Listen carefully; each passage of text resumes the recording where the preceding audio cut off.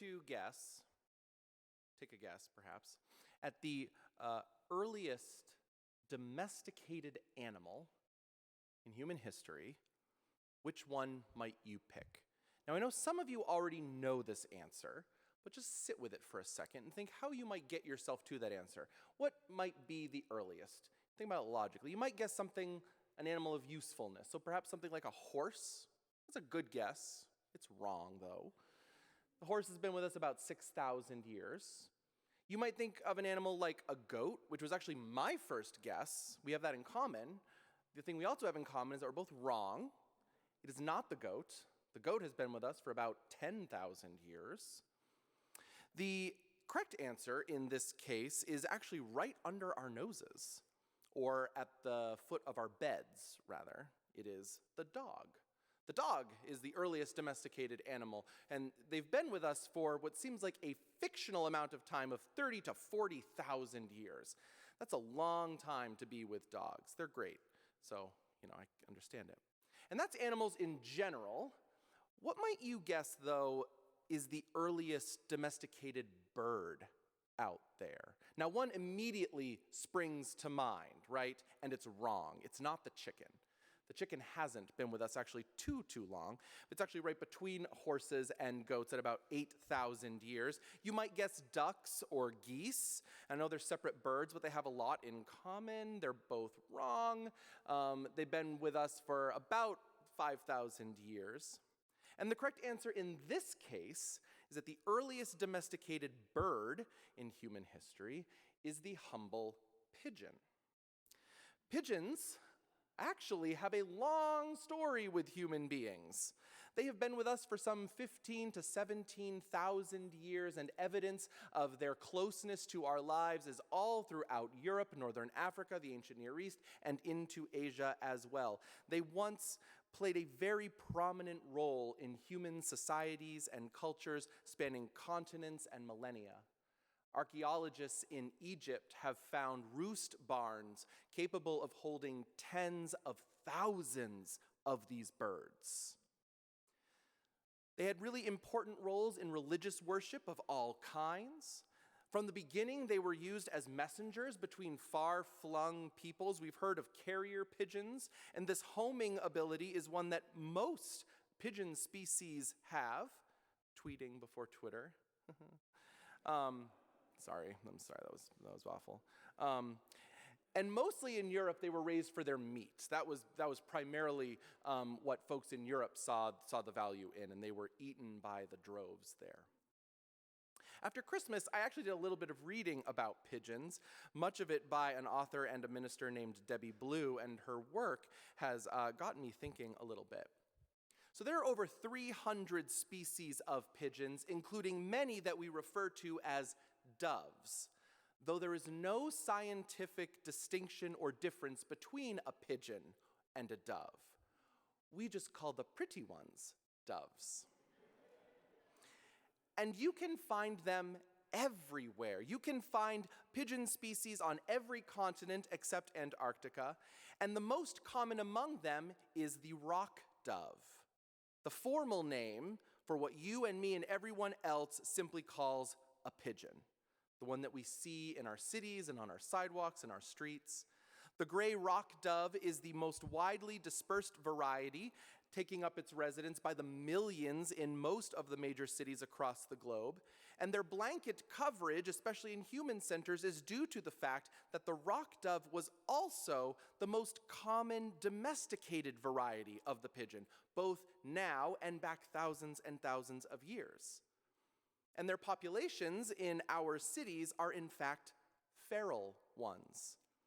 They represent what can come of just a few who manage to escape their captivity. Now, pigeons in our cities have a reviled, infamous reputation. Many refer to them as rats with wings. They are a nuisance, stupid, seeming, bumbling, and clumsy. How many of us walking down the street have nearly stepped on one of these, not seemingly like it doesn't know to get out of the way of your foot? How many of us have had a group of these fly up in our faces or been showered upon by them? Our opinion and our interaction with these birds now is so very different from the vast majority of our history with them. Pigeons and doves, remember, they are the same, were sacred symbols across the Mediterranean and the ancient Near East, showing up in religious iconography and practice through the millennia. They were sacrificial offerings to many deities, including the God of the Israelite people. The dove was associated with the likes of Aphrodite, Dionysus, and Adonis, associated with the Babylonian goddess of love, sex, and war, Ishtar. She sounds like an interesting gal. And with the goddess Astarte as well. And in our own Hebrew Bible and Christian scriptures, God and God's Spirit is likened to a dove more than any other animal, more than eagle, more than lion, the pigeon, the dove. Rats with wings. Oh, how the mighty have fallen. Doves were the preferred sacrificial animal at the temple in Jerusalem because they were seen as virtuous creatures, animals worthy of being offered to God. Debbie Blue notes that we see this in the story of Noah. It is a dove that Noah releases from the ark specifically because the dove is a faithful animal. It knows where home is. It is dedicated to to the person who takes care of it. And so the dove flies off and returns, unlike more faithless birds, which would simply take the opportunity to escape the boat forever and never come back. And so here we are this morning, at the very beginning of the first and oldest gospel, and God's first appearance comes to us in the form of a pigeon, a dove. They are the same. And God comes in on these wings and lands on Jesus after the baptism. And this bird isn't like the one in our cities. This particular pigeon, this dove, it is elegant and ethereal. Its presence indicates a divine acceptance of the events at hand, a blessing on the moment, something to be revered and celebrated humbly. And certainly, this is the character that we associate with the divine dove of God and God's Spirit. We quickly set aside all of our present-day opinions of the birds and bestow upon them such qualities of elegance and grace, gentleness and beauty, hushed wonder at the sight of one. God is here. And I wonder, is that the full nature of the Spirit? The gentle alighting, the demure fluttering, the willing sacrifice and partner is something missing here. Yes, we have so many stories and experiences of the Spirit dove who in beauty and grace makes ways for us where we thought that there were none, who brings us the message of God's peace and acceptance, who inspires us, who sets our hearts on fire. And what if, in our theologizing and selective reading, we've missed something? And this could possibly be so if you look even at our passage this morning. That after the voice subsides, it says that the Spirit drives Jesus from the water into the wilderness. Think for a moment, how might one be driven by a pigeon? Not with suggests or nudges or coos or cajoles, but suddenly now no grace or elegance, but all flapping wings and feathers in the face, driving, impatient, direct. Get out, get on your feet, move, out of here, out of here. This image is probably in conflict with many of the works of art depicting this biblical scene, including the ones that we have locked away in our heads. Many of those have informed our own expectation as to how the Spirit will come into our lives. Because surely, if we're talking about the Spirit of God, and we are, there must be some kind of power behind it. Some measure of sovereignty from our expectations and our hopes. Something that is there for us, that is with us, definitely with us, but also in at least equal parts with itself too. That is, not exclusively for us and our expectations.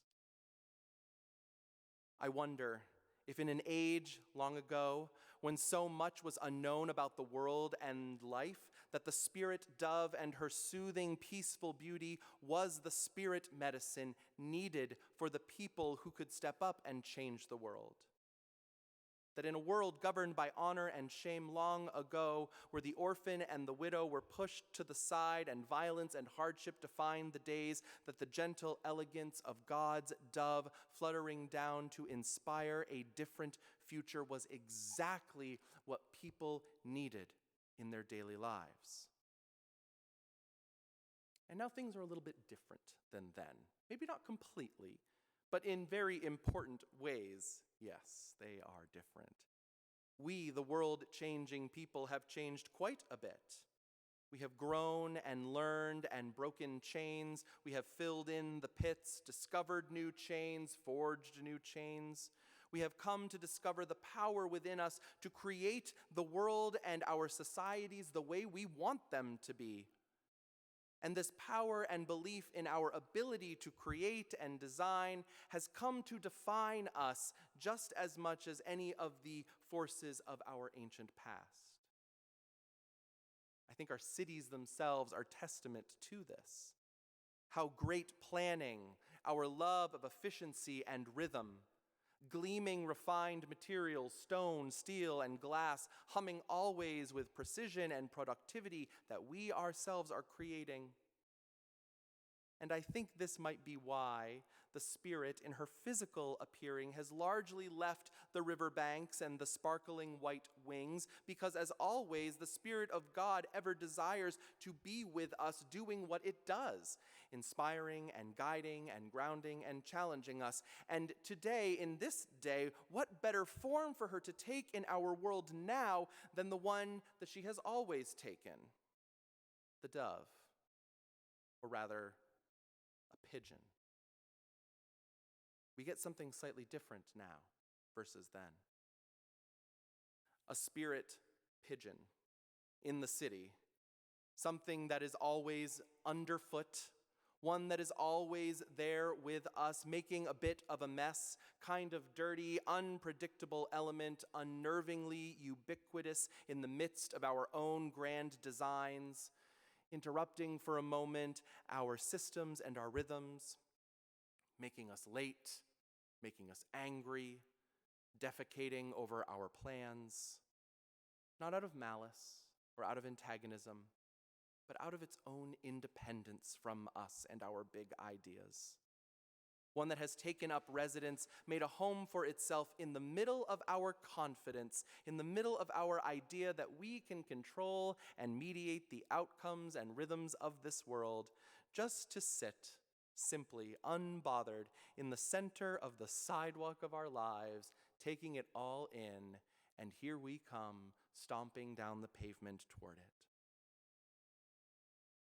Doves and pigeons are the same thing. And so I wonder where we might have seen the pigeon in our own lives. Maybe not so much from the beginning of our passage this morning, but in the second half. All wings and feathers in the face, causing us to miss a step, skip a beat, look around, think, what on earth is happening here? And then to remember, perhaps not to take ourselves so seriously, to follow our work so blindly, but instead to simply be and see the world around us.